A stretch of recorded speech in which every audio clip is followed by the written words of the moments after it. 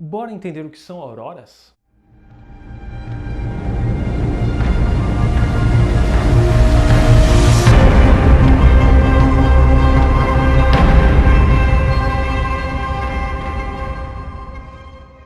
Eu sou o Rubinho, astrofísico, e se você acabou de conectar, você caiu nos AstroTubers, seja bem-vindo! Durante nossos vídeos eu recebi um pedido de que a gente pudesse falar um pouco sobre as auroras. Então aqui, pedido feito, é vídeo editado ou filmado, é vídeo na playlist. Então toma essa, seu pedinte anônimo, que eu não lembro quem é. A palavra aurora na cultura romana quer dizer deusa do amanhecer. Segundo a lenda, a Aurora era uma deusa que renascia todas as manhãs para poder anunciar o amanhecer. Assim, ia cansada e de manhã, renascido. Quase como a história do pobre proletariado brasileiro, renascendo todas as manhãs para pegar o trem, o ônibus. Ela era filha de Emperião e Teia e tinha como irmãos Sol e Luna, que era a representação do Sol e da Lua, né? Gente, eu não consigo falar de mitologia sem contar uma historinha. Eu acabo aprendendo muita coisa quando eu pesquiso para fazer os vídeos. E eu adorei a história de Aurora. A Aurora era uma deusa estilo Zeus, tá ligado? Pegava um monte de gente, ela tinha vários amantes, tinha vários maridos. Um deles era Títono. Ela gostava tanto dele, só que ele era mortal, que ela foi lá para Júpiter e falou assim: Júpiter, transforma esse cara aí em imortal, sabe? Eu gosto dele, ficaria para todo sempre com ele. Júpiter, que era muito sacana, ele transformou ele em imortal, porém ele não deu juventude eterna. Então Títono envelheceu eternamente. Conforme o passar do tempo, ele ia ficando cada vez mais velho, mais enrugado, mais podre, mais... Que horror! Já na cultura japonesa, a aurora são mensageiros do céu, enquanto na cultura australiana são espíritos de fogo. Já na cultura Sami, que são indígenas que vivem na Suécia, na Noruega e na Finlândia, as auroras são espíritos dos seus ancestrais. É muito legal porque quando eles veem uma aurora, tem uma cultura de que você não pode assoviar, porque eles acreditam que o espírito está lá e se você assoprar muito forte, o espírito pode levar sua alma também. Então não assovia quando você vê as auroras. Talvez um pouco da cultura tenha confundido vocês. O termo aurora, apesar de ser usado para descrever o amanhecer, ela é comumente usada para representar um fenômeno óptico que a gente vê no céu em algumas regiões. Esse fenômeno é um brilho que se assemelha a uma cortina no céu, uma cortina de luz. Essa linha pode mudar ao longo do tempo e pode ser apresentada por diversas cores. Mas por que isso acontece? Isso acontece porque a Terra é constantemente bombardeada por partículas altamente energéticas. São elétrons livres que atingem a Terra, vindos do Sol. E essas tempestades magnéticas vindo do Sol podem causar danos ao nosso sistema de comunicação, ao nosso GPS ou qualquer astronauta que esteja perdido no meio do caminho por lá. Mas não se preocupe que a gente tem uma proteção natural, o nosso escudo, nossa magnetosfera. A magnetosfera é um campo magnético que geralmente tem em torno de 190 mil quilômetros, assim, na sua frente. Se você olhar atrás da magnetosfera, você vai ver que ela acaba se esticando como um rabinho.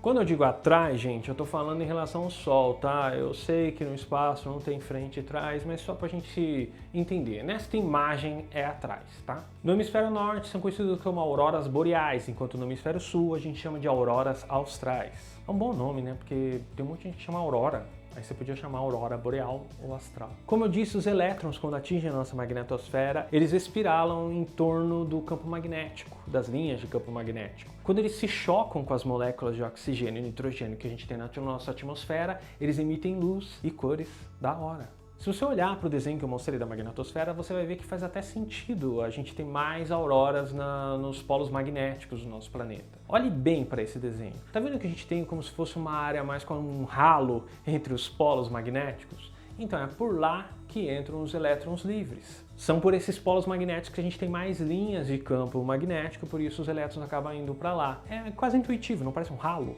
A gente chama as regiões onde conseguimos ver as auroras de auroral zone. Eu não sei se no Brasil a gente chama de zona aurora, fica estranho. É melhor deixar em inglês, auroral zone. Lembrando que eu falei que a aurora acontece próxima dos polos magnéticos, eu não disse polos geográficos, ok?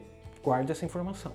Como eu disse antes, as auroras podem apresentar diversas formas e diversas cores. Vermelho, verde, azul e até algumas raras, como laranja e amarelo. E ainda emissões no ultravioleta e no infravermelho. Olha que louco! Apesar de nossas auroras ocorrerem como um fenômeno natural, a gente pode ter auroras artificiais. Foi descoberto que bombas nucleares em altas altitudes podem gerar auroras. Eu prefiro ver a natural. Mas não pense que o nosso planeta é exclusivo para ter auroras. Júpiter e Saturno têm campos magnéticos muito mais poderosos que o nosso e, portanto, auroras muito mais belas, como vocês podem ver essas imagens que foram tiradas pelo Hubble de Júpiter. Em Vênus e Urano e Netuno já foram comprovadas a existência de auroras também. Outra curiosidade muito louca é que durante muito tempo as pessoas acreditavam que existia um som durante as auroras. E só em 2012 os cientistas fizeram um experimento em que eles levaram microfones a altas altitudes e, segundo os cientistas, sim, a gente consegue ouvir as auroras. Segundo eles, as partículas fazem uma interferência que é possível ser captado por microfone. Dizem que pessoas atentas podem ouvir, o barulho parece como se fosse uma palma.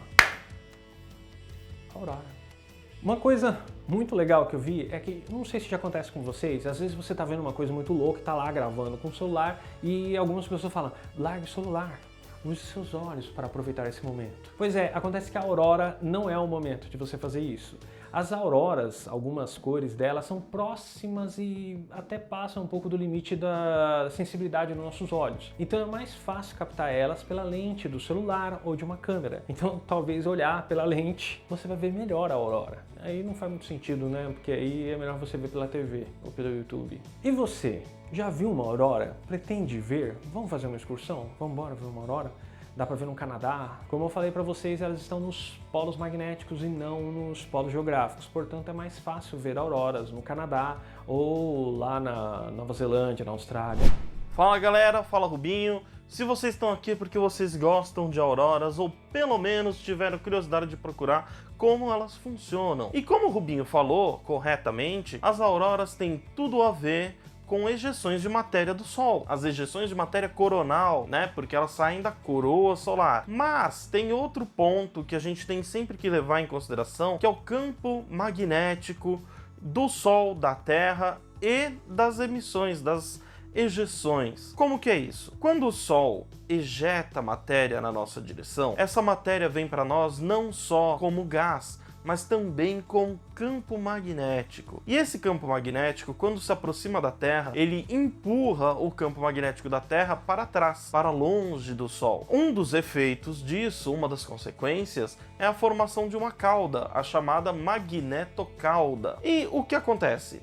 Quando esse gás empurra o campo magnético, em alguns pontos, o campo magnético, a direção do campo magnético, é oposta à direção do campo magnético da Terra. E quando isso acontece e esses campos se aproximam, eles arrebentam. E quando eles arrebentam, eles são arrastados para longe do Sol, para o lado da Terra em que é noite. E quando eles chegam ali, perto da magnetocauda, eles se tocam de novo e eles se arrebentam e se reconectam. E quando eles se reconectam, esse gás que estava junto com o campo magnético, ele vai correr pelas linhas de campo magnético da Terra até os polos magnéticos terrestres, formando assim as auroras que a gente vê de noite e também vemos de dia. Como nós podemos ver, aqui a gente tem a nossa estrela, o Sol. A gente tem essa região com um gás amarelado do lado de fora, que é a chamada coroa. Regiões um pouco mais escuras, né, que são as manchas solares,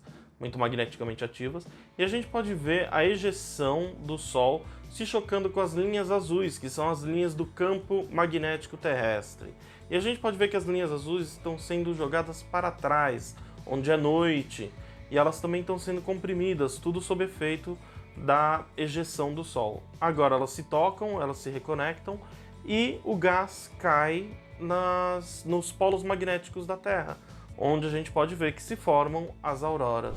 Espero que você tenha gostado desse vídeo e tenha explicado muitas coisas para você. Qualquer dúvida, comente aqui pra gente, mande esse vídeo pra família também, divulgue o nosso canal, se inscreva também, nos ajuda bastante. Lembrando que o AstroTubers é feito por astrônomos profissionais, então para continuar o nosso projeto a gente precisa da ajuda de vocês. Então torne-se membro ou então compre um de nossos itens nas nossas lojinhas da Vestiverso. E se você quiser saber mais sobre astronomia e ciência em geral, chegou no lugar certo, se inscreva no nosso canal.